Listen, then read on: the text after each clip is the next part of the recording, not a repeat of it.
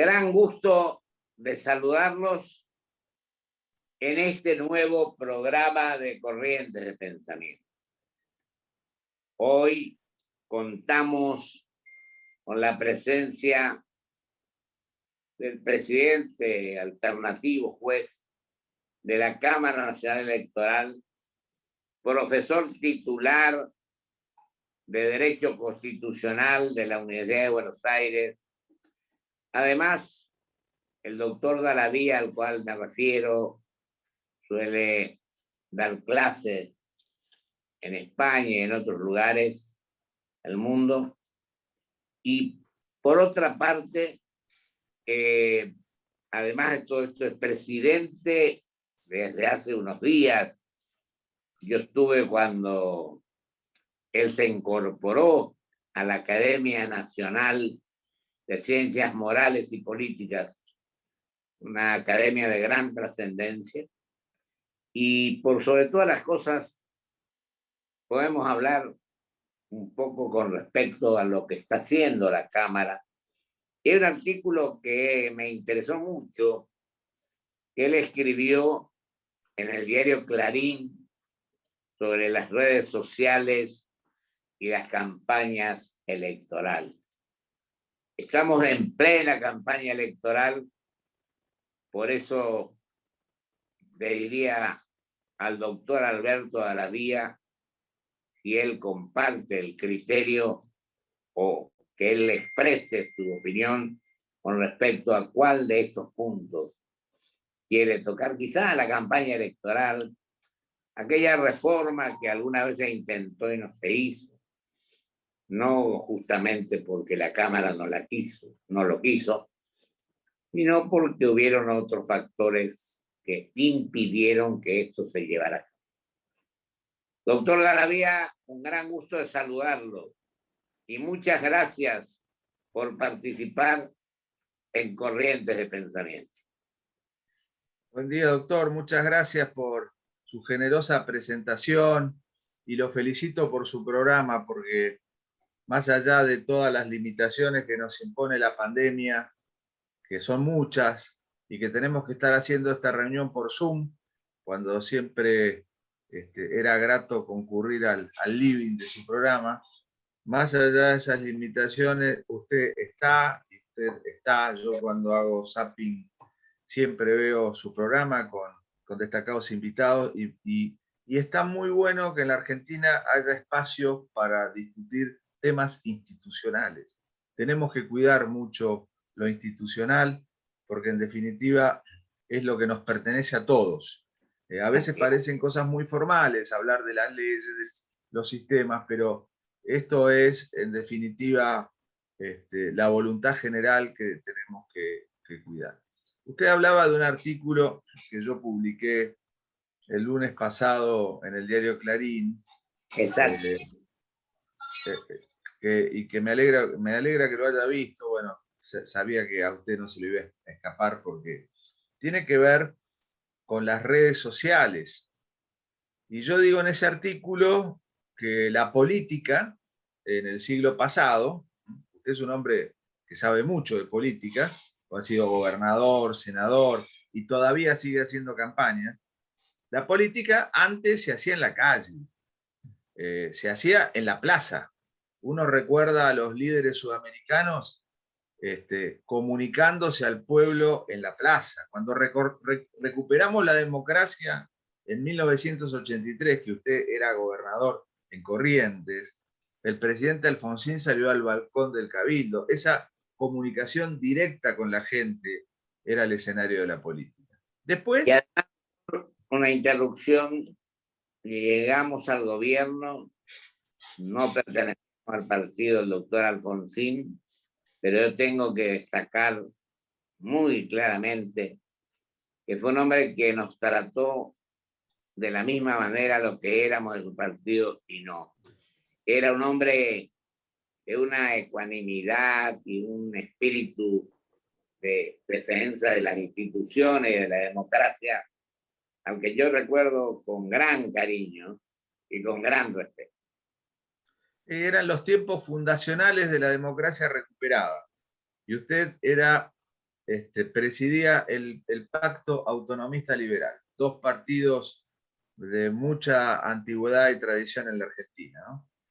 Pero yo me refiero a la forma de comunicar la política, doctor. Sí, Después, sí. después ya avanzado más el siglo XX, la política se trasladó a la televisión.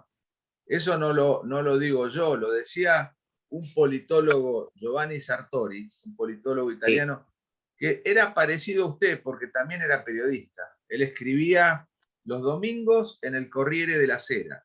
Todos los domingos había una nota o de Indro Montanelli o de Giovanni Sartori. Giovanni Sartori habló de la videopolítica o del homo videns y se quejaba de que la política se hubiera trasladado a la televisión. Bueno, esto ha pasado durante mucho tiempo, de tal manera que o los políticos tenían plata para ir a la televisión, esto encareció las campañas, o tenían poca participación. Yo recuerdo que un autor mexicano que estudiaba todos estos temas de financiamiento y de aparición pública, decía, un político pobre es un pobre político. Suena irónico, pero ¿por qué lo decía este hombre? Lo decía porque las campañas eran muy caras. Fíjense que la Argentina llegó a dictarse en el año 2009 una reforma donde los espacios de televisión se sortearon para tratar de dar mayor equidad, porque el tema era salir en televisión. El que salía en la televisión existía, el que no salía en la televisión no existía.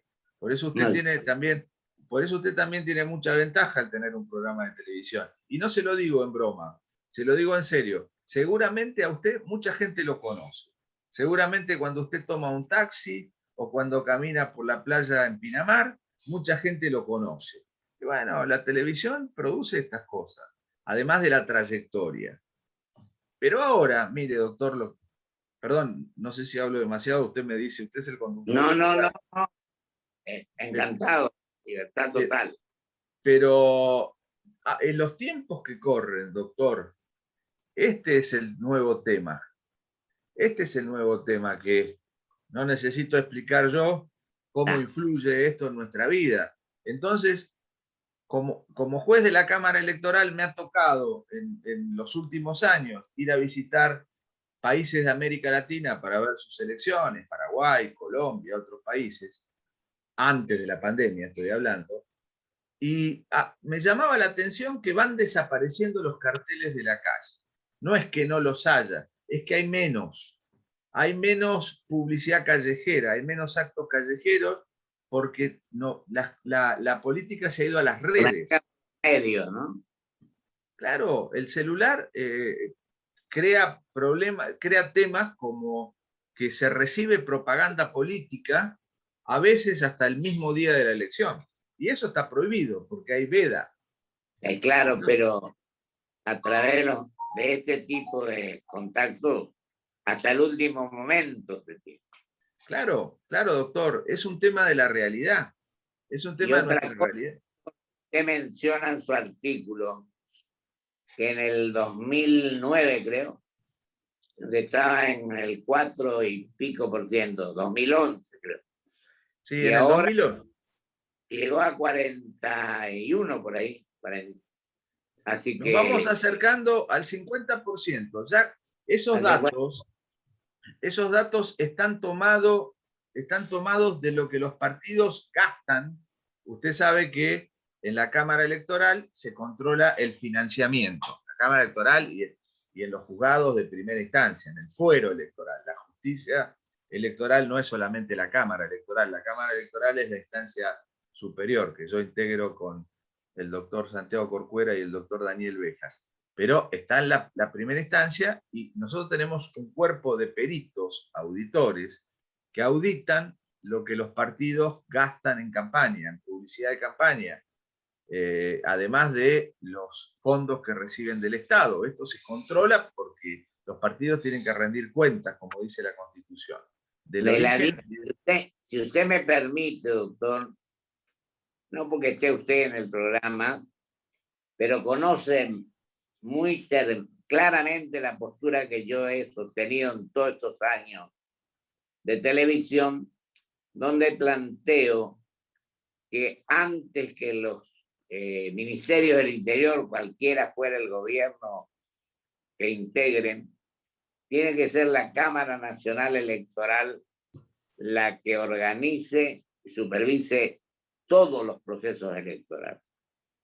Lo otro, te guste o no, se produce suspicacia. Y en cambio con la Cámara hay una garantía de ecuanimidad, de seriedad, que se va a llevar a cabo. Creo que todos tenemos que tender a que esas cuestiones se traten de esta manera, porque salimos con que el ministro tal cosa, en cambio la Cámara, y hay otros países que adoptan este tipo de cosas. Cuando a mí me tocó estar en Costa Rica, está el Tribunal Supremo de Elecciones, al cual se someten los otros poderes del Estado, 3 meses antes de la elección y 3 meses después. Y van representantes de la OEA. Yo me acuerdo cuando estuvimos en Costa Rica, el que fue representando a la OEA fue don Arturo Illia, por Argentina. Y fueron otros 2 expresidentes de otros países. Pero es un tribunal al cual nadie le puede decir nada, absolutamente nada. Una gran seriedad y personas intachables y con gran prestigio. Ahora, perdón, la interrupción, si no, sigue... justamente, doctor, es muy oportuno lo que usted señala. En toda América Latina existen tribunales electorales u organismos electorales independientes de los gobiernos. Esto tiene que ver con la historia de nuestra región. Hemos tenido tantos golpes de Estado en el pasado que en general los países consideran peligroso darle intervención a los gobiernos en los procesos electorales. En Europa esto no genera problemas porque en Inglaterra las elecciones las organiza el gobierno y a nadie le preocupa. En América Latina hay más prevenciones. Por eso, más allá de que cada país tiene características diferentes, lo importante es que se asegure la neutralidad y la transparencia. El árbitro, porque eso somos los jueces electorales en tiempo de elecciones, somos algo así como el árbitro del juego, cuidemos las reglas del juego, porque las reglas del juego son para todos. En cualquier juego que uno practique o deporte, el reglamento es algo que tienen que acatarlo todos. Entonces, de esta manera, por eso nosotros nos hemos preocupado y nos estamos preocupando por el tema de las redes sociales, porque como bien dice usted, doctor Romero Félix, ya estamos casi en el 50% de lo que los partidos políticos y las alianzas invierten en publicidad de campaña está yendo a las redes. Estoy hablando de Facebook, de Twitter, de WhatsApp. Todos sabemos que hoy estos grupos y estos medios son muy importantes, tienen muchos beneficios porque transmiten muy rápido la información, llegan a todos lados, pero también tienen sus peligros. Claro, los peligros, claro, usted recordará en la elección del Brexit en Gran Bretaña en el año 2016, lo mismo había ocurrido en las elecciones de Estados Unidos. El escándalo que ocurrió con una empresa llamada Cambridge Analytica, que tomaba los perfiles, los datos de las personas a través de Facebook y luego les hacían llegar publicidad electoral a medida. O sea, una vez que usted estudió los gustos de una persona y las inclinaciones, les hacían llegar una cantidad de mensajes para tratar de manipular el voto de esas personas. Y esos mensajes llegan a través de mentiras falsas, las famosas fake news, o sea, denostando al candidato opositor, muchas veces con mentiras, o utilizando sistemas bots en la comunicación. Entonces, esto se ha vuelto una preocupación. Esto que antes no existía se ha vuelto una preocupación. y cómo se busca el remedio ahí. Ustedes, doctor, ustedes, también veo en el artículo, han recurrido a distintas entidades para tener mayor garantía de cómo se plantean las cosas. Entre ellos ADEPA, que yo la integro representando al diario El Litoral, y bueno, hay varios diarios del país, para que queden claros lo que ustedes perciben con respecto a esta cuestión. Claro, doctor, porque ADEPA nuclea a las empresas periodísticas, está FOPEA también. ¿Y qué FOPEA, pasa? exacto.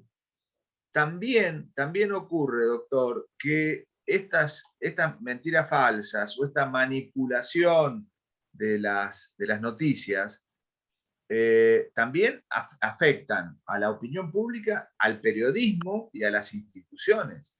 Se ve afectada también la prensa libre. Por eso, en la elección del 2019, la Cámara Electoral no podíamos en Argentina tomar las mismas recetas que tomaron en distintos países. Cada realidad es distinta, como dice Dieter Noller. Es el contexto lo que vale. En Rusia y en China Rusia, hay censura. Ahí hay censura. Ahí hay censura. Usted, si dice algo que va en contra del gobierno, seguramente lo van a censurar y le van a quitar los anuncios. Libertad en Estados Unidos, ¿no? En Estados Unidos hay tanta libertad que la libertad, en vez de proteger a las personas, termina protegiendo a las empresas. Como ocurrió en estos escándalos que terminan. Existe la libertad personal, pero también el libre mercado y la libertad de empresa. Y es otro problema. Hay que regular, porque si no estamos beneficiando a los grandes pulpos de la información. Que están allá, en Silicon Valley, están fundamentalmente los principales desarrollos informáticos, o sea, van a la punta. Después hay países que han optado por legislar, por hacer leyes muy estrictas. Alemania y Francia, por ejemplo, pero no les ha ido muy bien porque son leyes muy severas, entonces con sanciones muy fuertes. Y ahí tenemos en juego a la libertad de expresión, un valor que en una sociedad democrática defendemos. Si no tenemos libertad de expresión, mal podemos pensar en que vamos a tener debate de las ideas en una sociedad democrática. Y justamente lo que estamos cuidando es que en la campaña haya debate de ideas. Entonces, optamos por una solución que no inventamos nosotros, que la vimos en otros países de América Latina por concurrir a distintos foros. Lo vimos en México, lo vimos en Panamá, y que fue celebrar convenios. Hemos celebrado convenios con Google, con Twitter, con Facebook, con WhatsApp.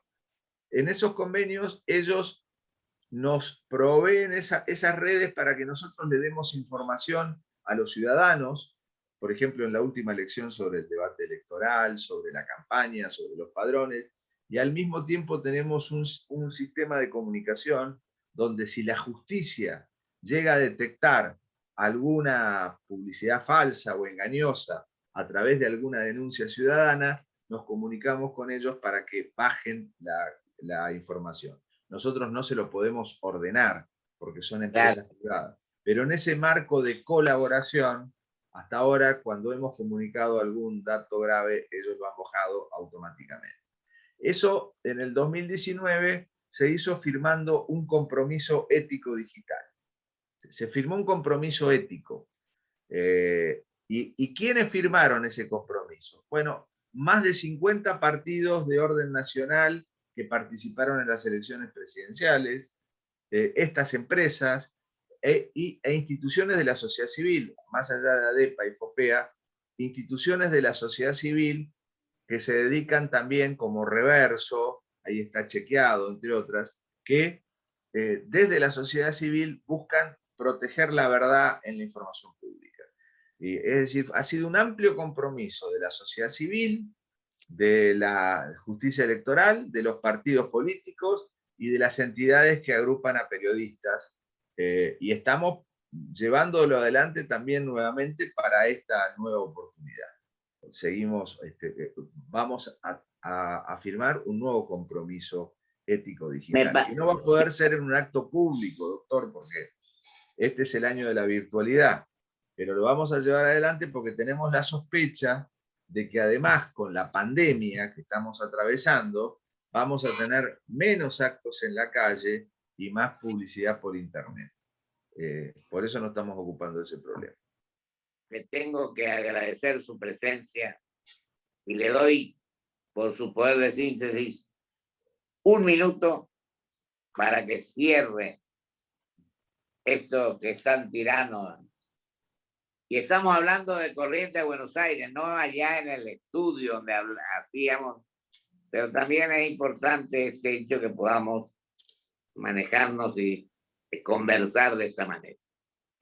Gracias, doctor. A mí como argentino me preocupa la grieta y me preocupa las grandes divisiones que se están viendo, las grandes confrontaciones políticas que se están viendo en otros países, en Estados Unidos y en América Latina. Y bueno, frente a eso, no es una formalidad decirlo, pero las instituciones y la norma constitucional forman parte del patrimonio común. Tenemos que encontrar un ámbito para ponernos de acuerdo. De lo contrario, vamos a seguir transitando un camino muy difícil como el que estamos transitando nosotros, pero mucho peor que usted y yo, doctor. Más del 50% de nuestros ciudadanos que están padeciendo una situación de pobreza muy grave en un momento como este, en medio de una pandemia. Y por lo tanto creo que la clase política o los que ocupamos responsabilidades del ámbito intelectual, tenemos que buscar dentro de estos acuerdos, porque uno tiene que partir de las cuestiones comunes, de las cuestiones que nos unen, no que nos dividen. Y nuestra Constitución no nació en un escritorio escrito por Alberdi Sarmiento, nació de 30 años de guerras civiles con sangre, con lucha y con odio en la Argentina. Y sin embargo se forjó. Creo que es un faro que tenemos que mirar con mucha atención. Es una deuda que tenemos y tenemos que asumirla en plenitud. Doctor Garavía, le mando un abrazo enorme y le agradezco mucho su magnífica exposición. Gracias a usted por la oportunidad de estar con sus televidentes. Gracias por haber estado y mucha suerte. Gracias, doctor. A un corte y vuelvo con mis conclusiones.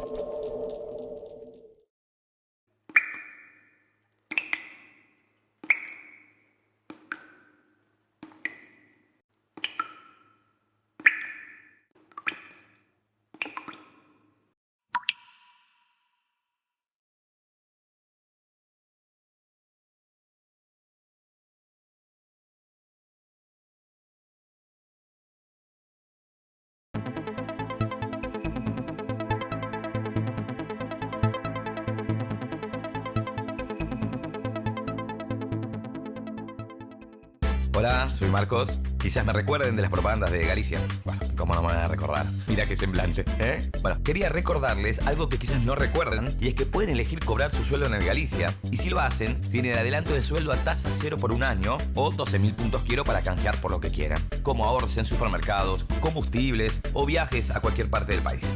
Listo, ya les recordé. Conoce más en bancogalicia.com. Galicia.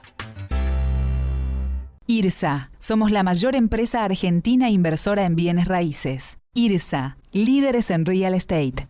Grupo Petersen. Desde 1920, construyendo el país. Energía renovable para renovar nuestro compromiso. Por eso en Toyota, como parte del desafío medioambiental 2050, nos asociamos con YPF Luz para producir con energía 100% renovable en nuestra planta de Zárate.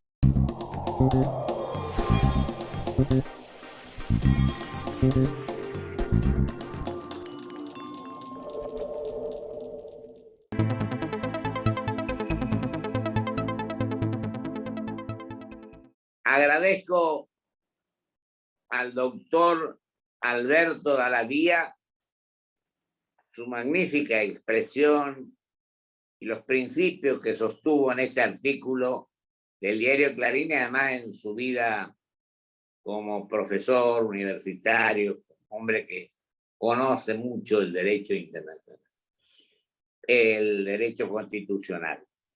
Pero como no me queda tiempo, quiero rescatar cuando el doctor Daravía al final se refirió a la grieta que existe.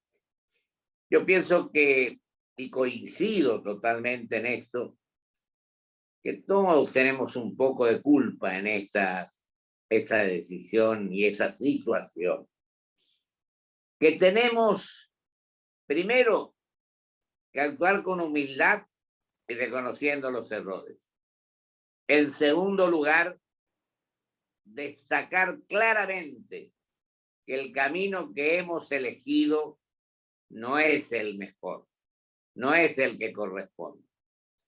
Y todos los argentinos pertenezcamos a distintas actividades del país, tenemos la obligación de estudiar, de trabajar, de analizar y de darnos cuenta que con un plan de acción serio, responsable, pensando en las necesidades de nuestros compatriotas que están en un momento muy difícil de sus vidas, tenemos que transitar el camino que nos permita y nos lleve a comprender y a solucionar este problema de la pobreza, enfrentar como corresponde el problema de la pandemia y sobre todo querernos más los argentinos para que ese camino podamos recorrerlo con amor, con espíritu solidario y con respeto al prójimo. Muchísimas gracias. Hasta el próximo programa, si Dios quiere.